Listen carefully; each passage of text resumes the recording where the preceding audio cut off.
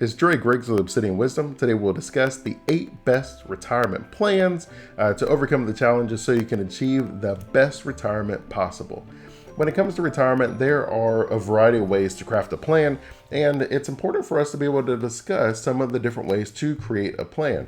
The most common plan that most of us have is called a defined contribution plan. So it has a defined contribution.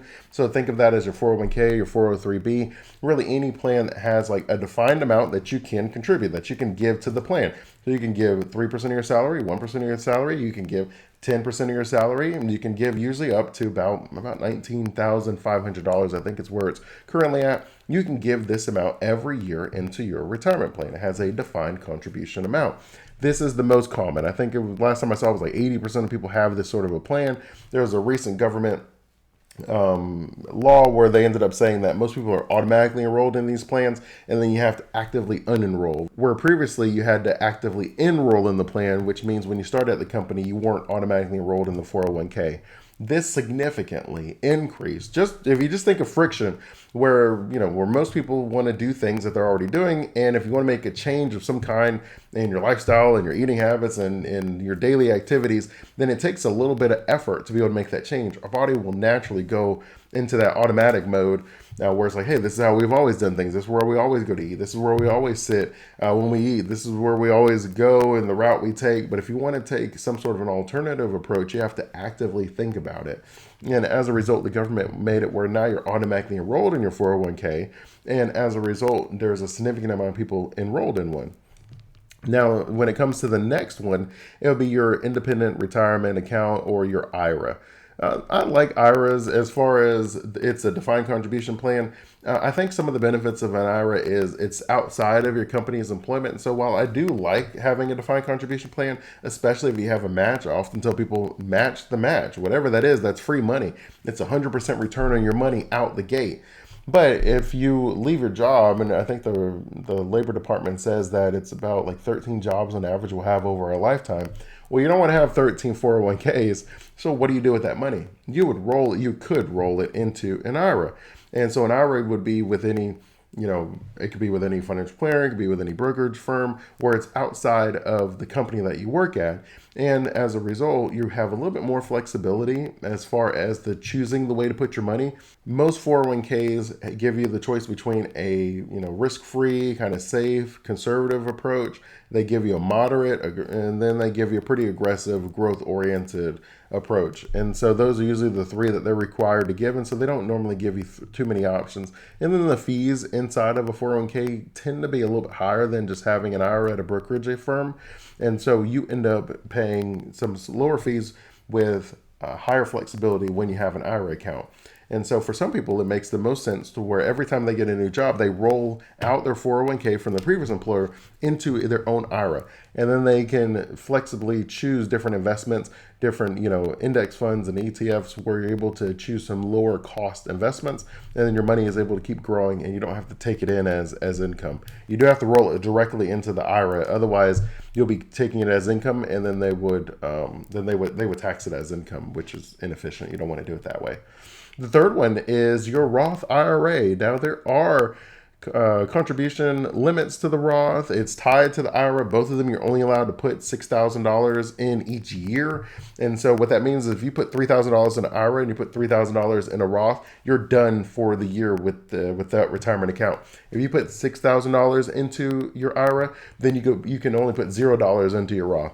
If you put $6,000 in your Roth, then you can't put any money, $0 into your IRA as far as the contributions that you can put in. Now, you can still roll over things into them, but as far as the contributions, like putting things in those accounts each year, those are the limits that are set. So that's why, while these accounts are nice, they usually work well with another retirement account. And we'll talk about having an integrated retirement plan where you can have different pieces put together with different benefits and different, I would say different shortcomings to where it puts a nice plan together for you.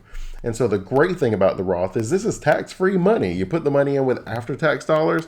Your IRA and your defined contribution plans are both pre-tax accounts, which means that the money has not been taxed yet by Uncle Sam and will be taxed when you withdraw it in retirement. Your Roth account, the money has already been taxed in present day by Uncle Sam, and then it won't be taxed when you take the money out in retirement. assuming that you don't touch it before 59 and a half.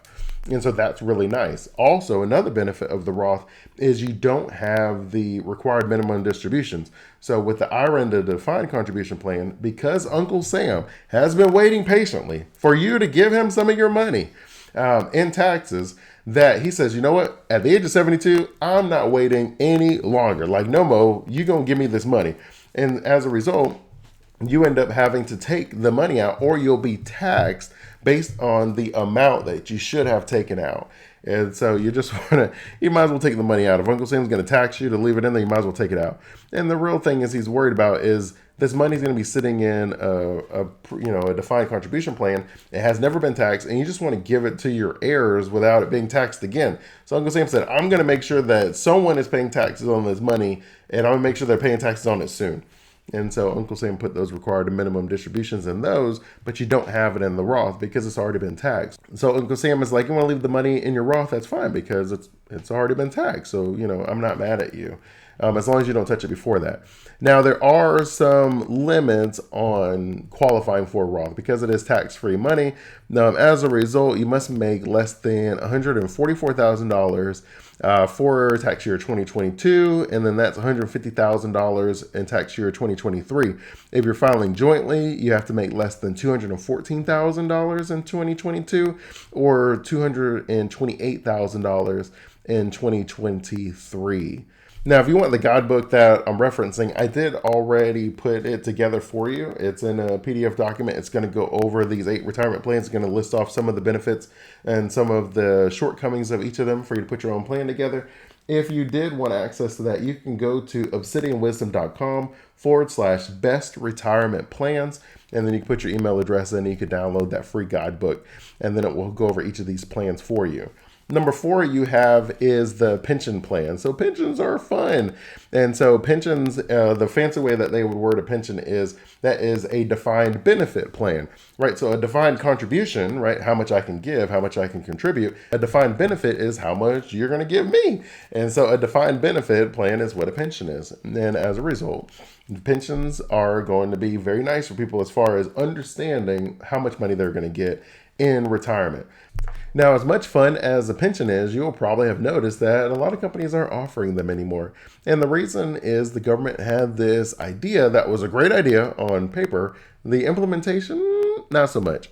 So the concern was, hey, all these companies are offering pensions, and most of them aren't actually putting the proper amount of money aside to fund the pension, which obviously makes sense, right? You're promising me this certain income in retirement for the rest of my life, and you don't even have any money to be able to afford it.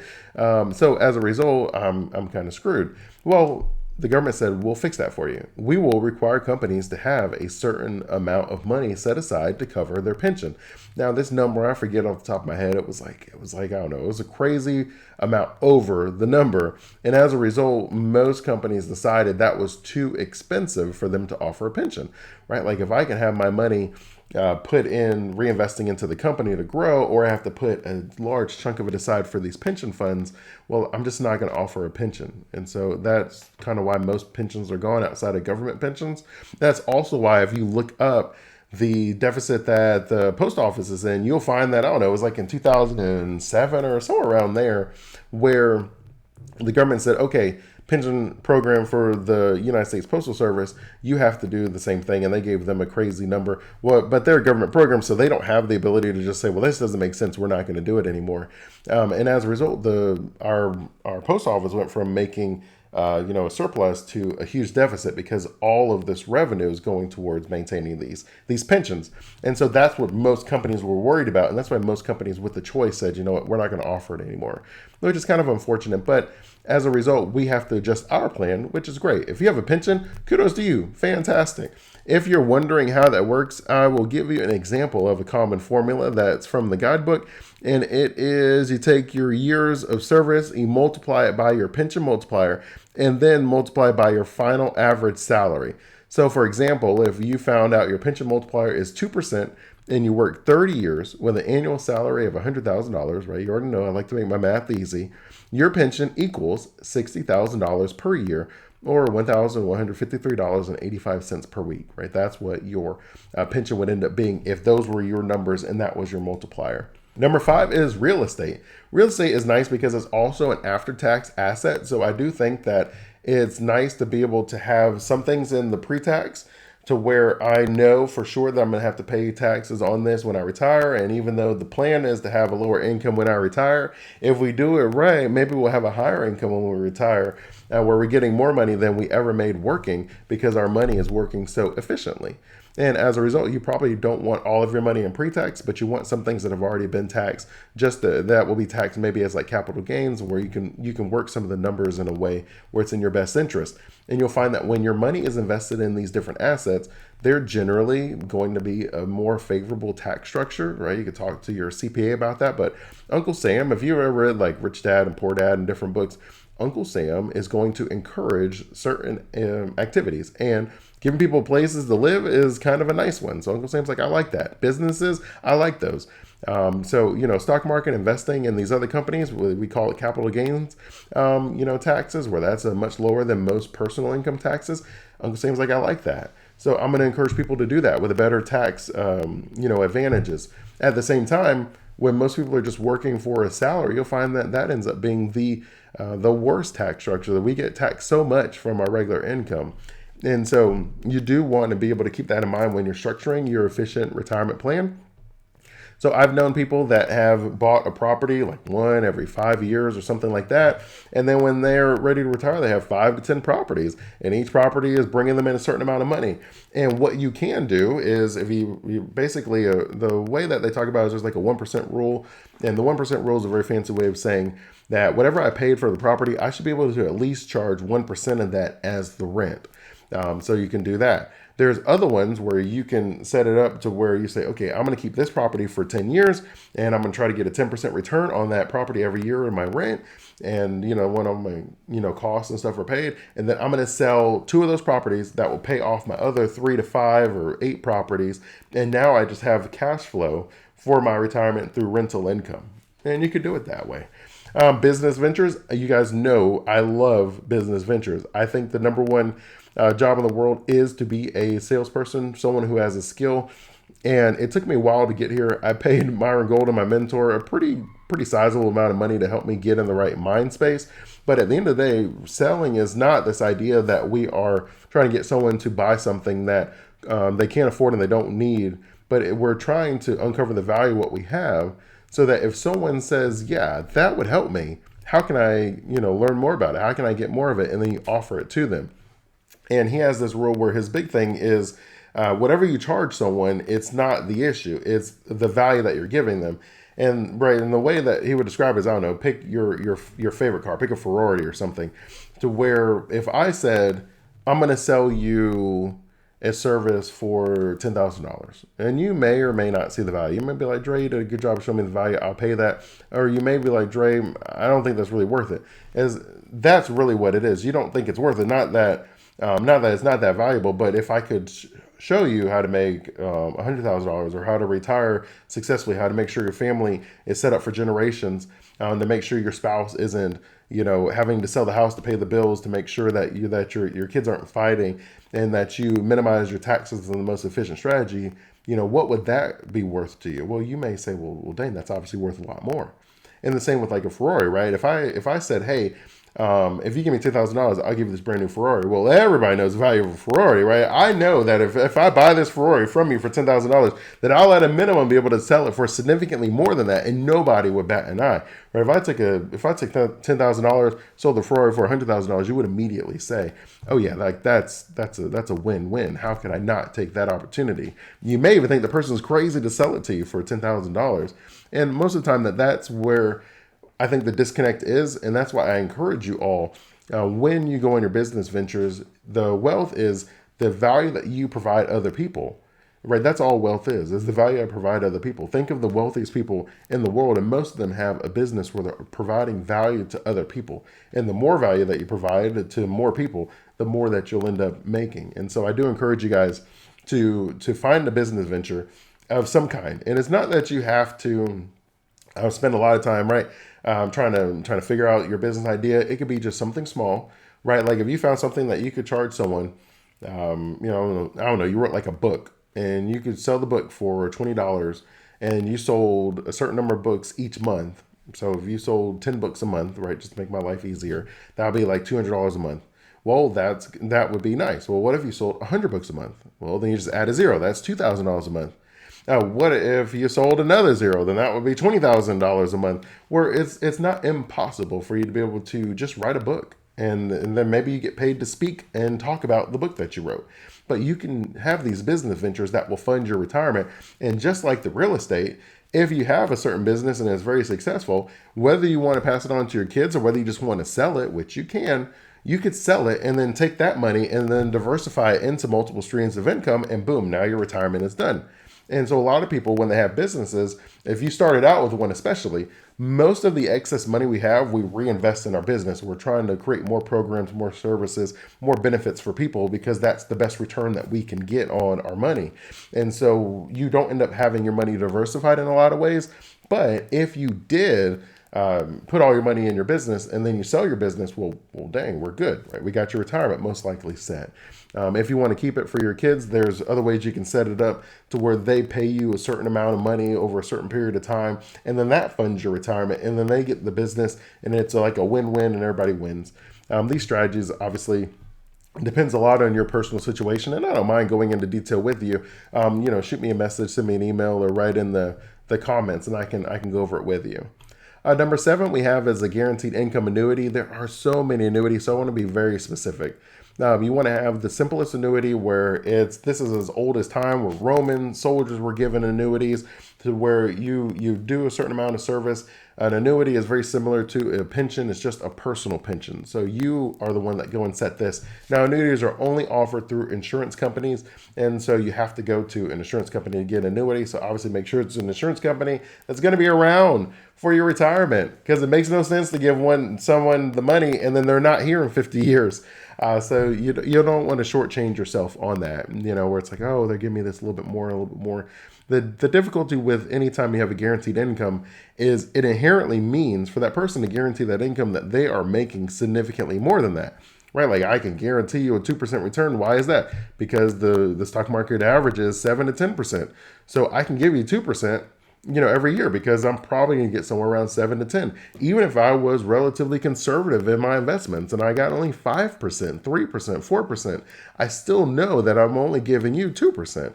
And for some, that just works for them, where they don't have to worry about it. They don't have to think about it. And I can understand that peace of mind aspect.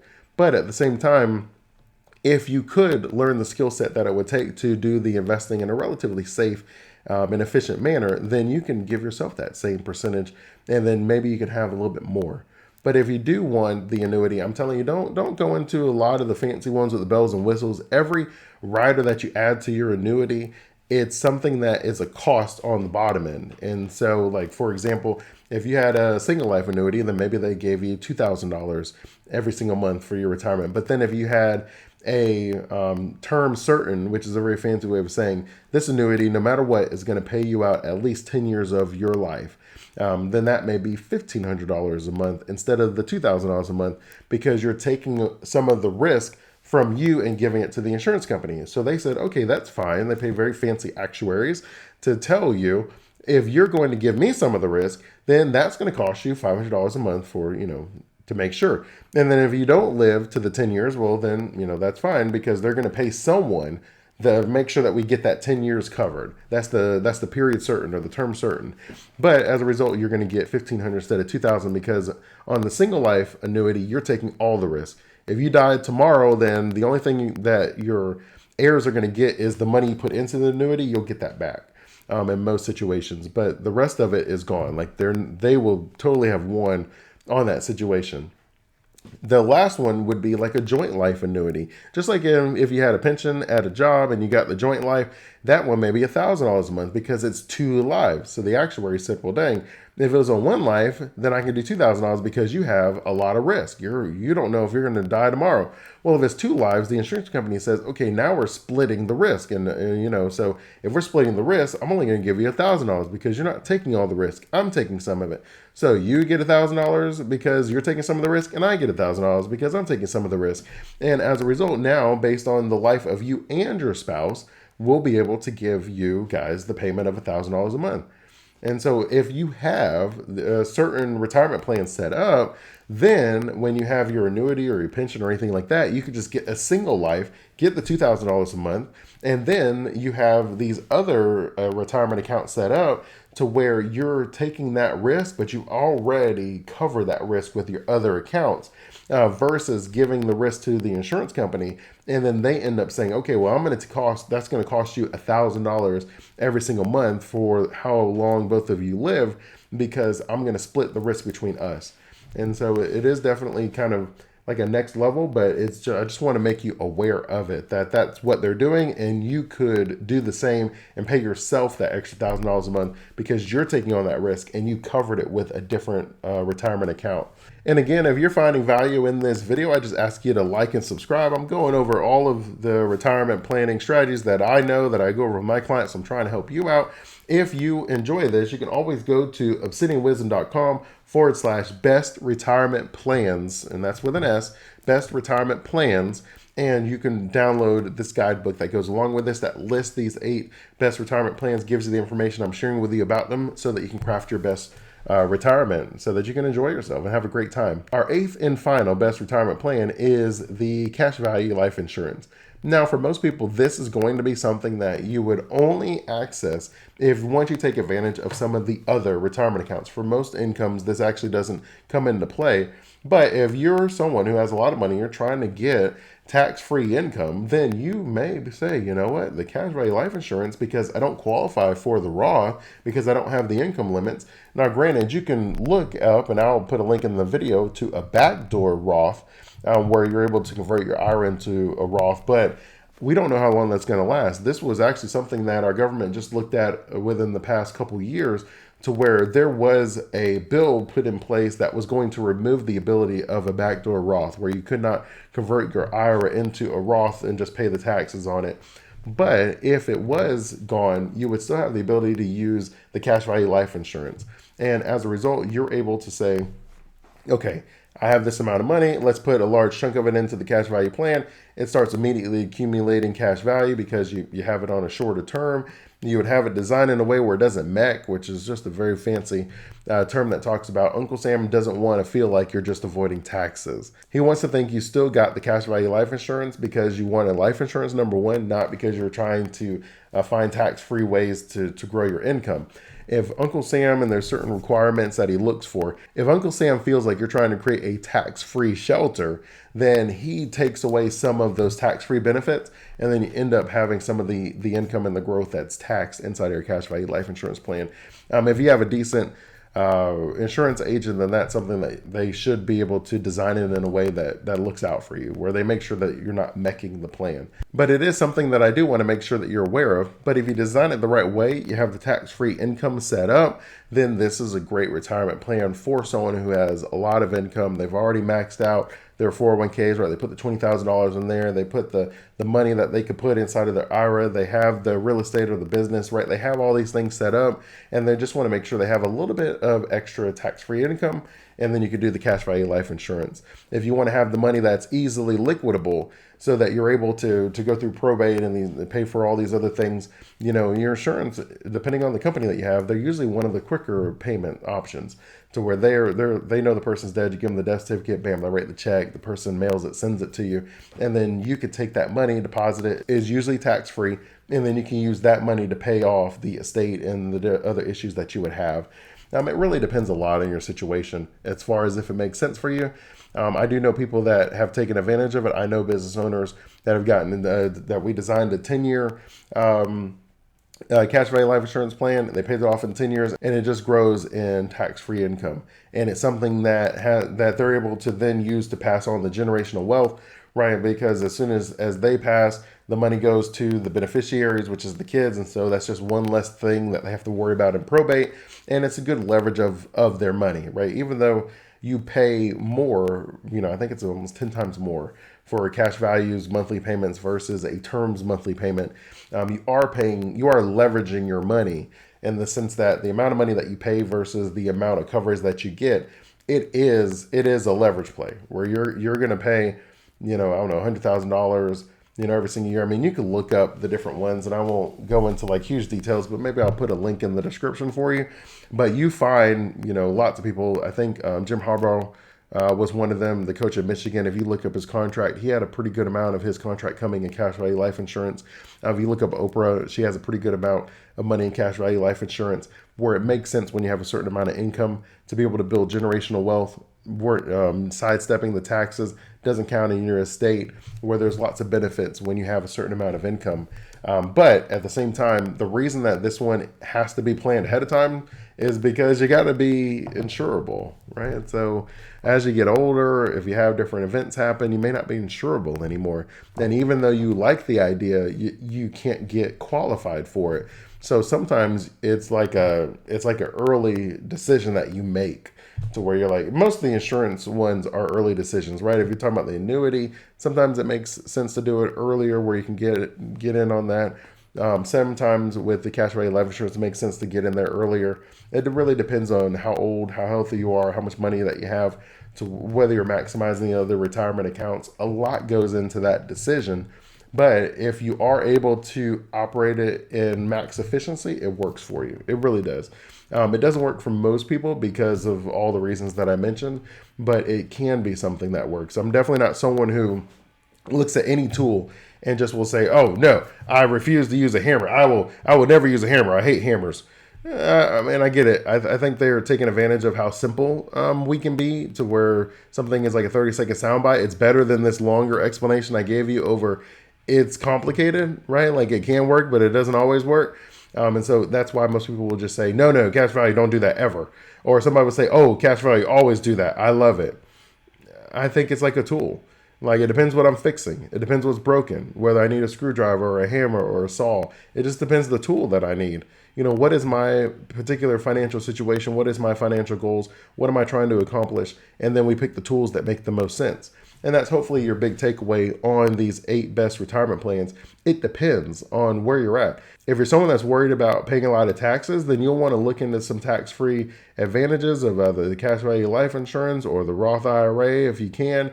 There's also municipal bonds. There's different tax-free avenues you can go. If you're someone who has a lower income, so you're not really worried about taxes a whole bunch in the future, then you may put all your money inside of your predefined plan. And then you have an IRA on the side where you're like, I'm not going to pay a lot of taxes in the future.